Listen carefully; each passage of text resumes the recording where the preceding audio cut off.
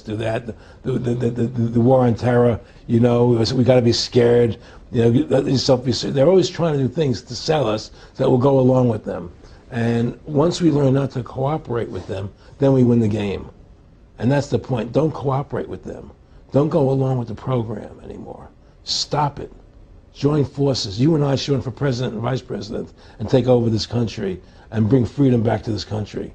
That's what it takes. Two people like you and I, statesmen, who believe in freedom, who believe in Thomas Jefferson and the Constitution and the Founding Fathers to make this country whole again.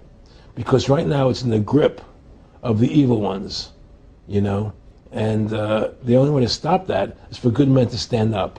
What's Edmund Burke said? Evil can only thrive when good men do nothing. Yes. Right? We got to do something. That's what it is, Silence is golden, but when it comes to your freedom, it's yellow. We have to stop being scared. We have to stand up and do what's necessary to take back, to stop these bankers, these elite, this government full of lies, congressmen full of liars, people destroying our borders, creating a government. I mean, imagine this. Here you are in America, and they're combining America, Canada, and Mexico into one country, the North American Union, and the American people don't know anything about it. It's not even in the press. They'd rather talk about Rosie O'Donnell and Donald Trump calling each other names than discussing the fact that we're merging into one country. The press doesn't even report it. Or that Paris Hilton doesn't wear underwear. Yeah, Britney Spears. But I mean, who cares? I mean, the fact of the matter happens to be that tells you how controlled the media is.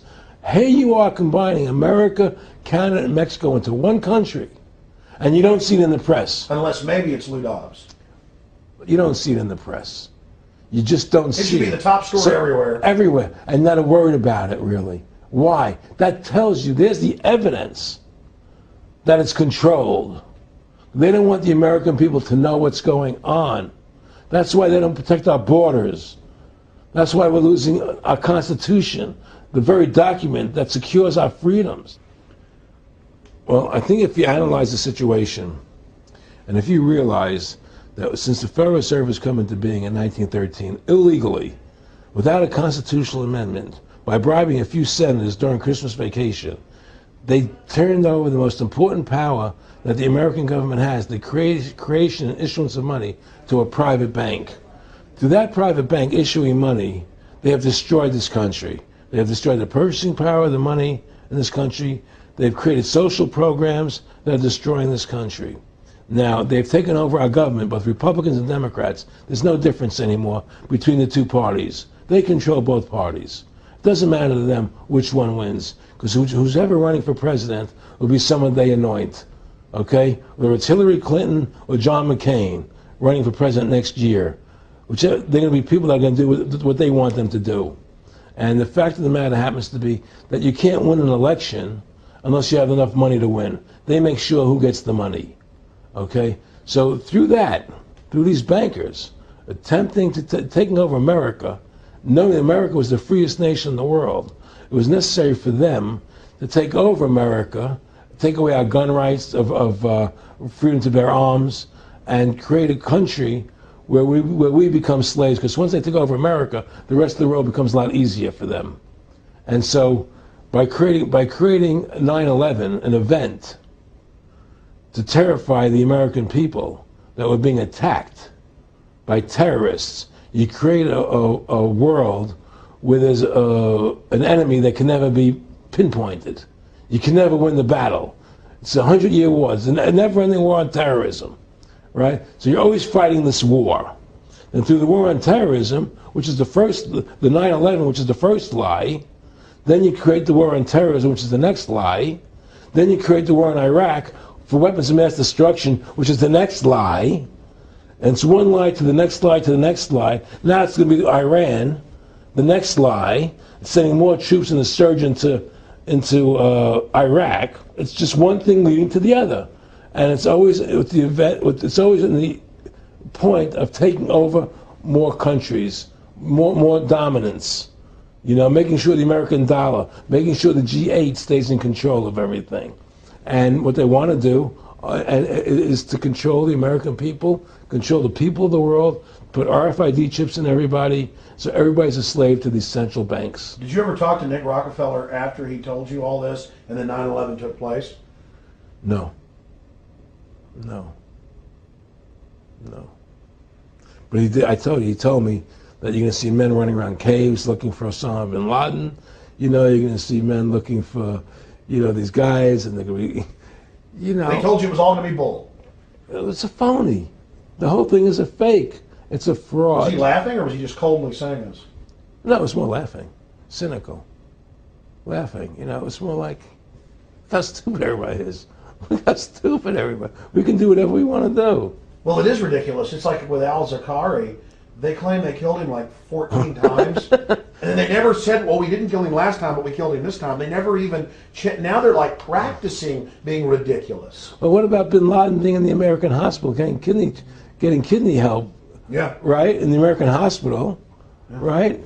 They could, if they wanted Osama bin Laden, they could have gotten him. Oh, yeah. He was right in the American, after the Cole. Well, every time our troops really would catch some Taliban leaders, they would be ordered by the generals to let them go. That's come out in the newspapers, but only here or there.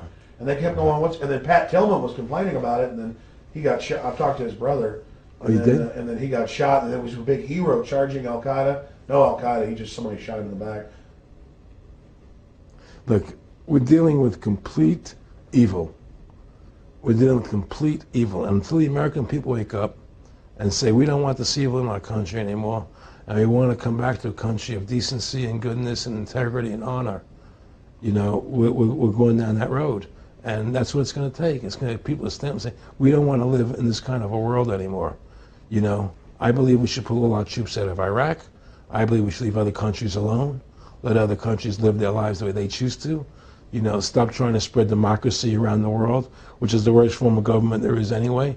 Restore our republic to what it's supposed to be, and go back to what the founding fathers gave us, and try and restore that. Restore the republic. Like the point of everything is that we have to mobilize. Each one of us. You and I can't do everything, Alex.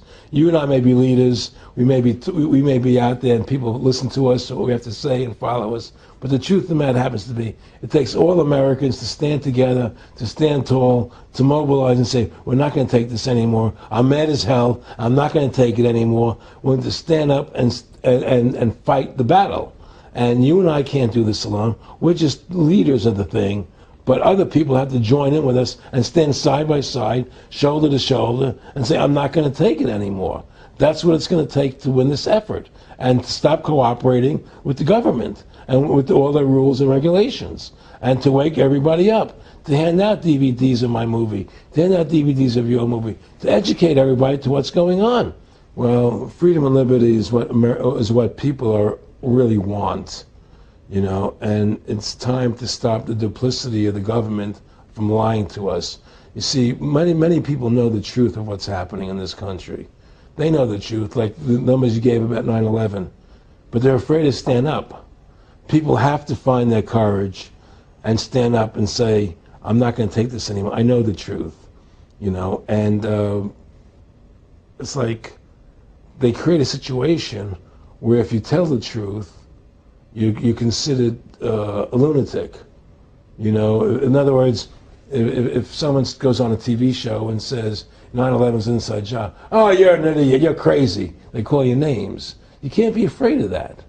Well, it doesn't work anymore. They have no facts. Just calling you crazy doesn't make you crazy. Well, we know that. They also go get kooks who are kooks to put them on and then say they represent us. That's right, exactly. Another tactic. Exactly. And Bill O'Reilly's great at that. Sean Hannity is great at that.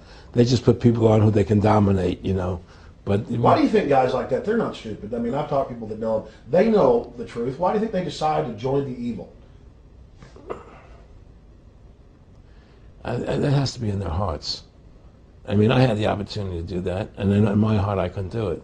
So it has. But how could you or I consciously be involved in something like putting AIDS virus in black Africans' vaccines? What the hell? It's like we're not good guys either. I don't think I'm like some special perfect person. What the hell's wrong with this elite? What are they running around doing evil? They just run around continually doing evil.